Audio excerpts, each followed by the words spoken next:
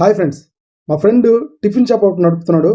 రీసెంట్గా కురిసిన వర్షాల కారణంగా వాళ్ళ షాప్లో ఉండే ఫోన్పే క్యూఆర్ కోడ్ అనేది డ్యామేజ్ అయింది.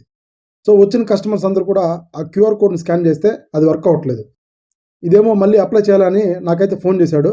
అదేం అవసరం లేదురా, నీ ఫోన్లో ఉండే ఫోన్పే యాప్లోనే క్యూఆర్ కోడ్ అయితే నువ్వు డౌన్లోడ్ చేసుకొని దాన్ని ప్రింట్ తీసుకొని మీ షాప్ ముందు తగిలించు. యాజ్ ఇట్ ఈజ్గా పాతది ఎలా వర్క్ అవుతుందో ఇది కూడా అదే విధంగా వర్క్ అవుతుందని నేనైతే చెప్పడం జరిగింది.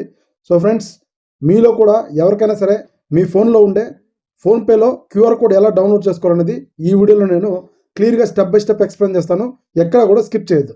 ముందుగా మీ ఫోన్లో ఉన్న ఫోన్పే యాప్ ఓపెన్ చేసిన తర్వాత పైన మీ ప్రొఫైల్ ఫోటో కనపడుతుంది.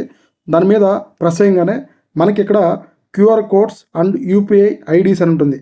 దాని మీద ప్రెస్ చేయగానే మనకి మన అకౌంట్కి లింక్ అయి ఉన్న బ్యాంక్ అకౌంట్ యొక్క క్యూఆర్ కోడ్లు అయితే ఇక్కడ చూపిస్తాయి. సో మీ ఏ అకౌంట్లో డబ్బులు పడాలో ఆ క్యూఆర్ కోడ్ కింద డౌన్లోడ్ ఆప్షన్ కనపడుతుంది. దాని మీద ప్రెస్ చేయగానే మీ గ్యాలరీలో ఈ క్యూఆర్ కోడ్ అనేది సేవ్ అయిపోయి ఉంటుంది. సో దీన్ని మీరు ప్రింట్ తీసుకొని మీ పాత దాని ప్లేస్లో దీన్ని అయితే ఉంచితే అది ఎలా వర్క్ అవుతుందో ఇది కూడా సేమ్ అదే విధంగా వర్క్ అవుతుంది. సో ఫ్రెండ్స్, చూసారు కదా, ఈ ఇన్ఫర్మేషన్ మీకు నచ్చితే ఒక చిన్న లైక్ చేయండి. ఏదైనా డౌట్ ఉంటే కామెంట్ బాక్స్లో కామెంట్ చేయండి. మీ యొక్క ప్రాబ్లమ్ నేను సాల్వ్ చేయడానికి 100% ట్రై చేస్తాను. Thank you.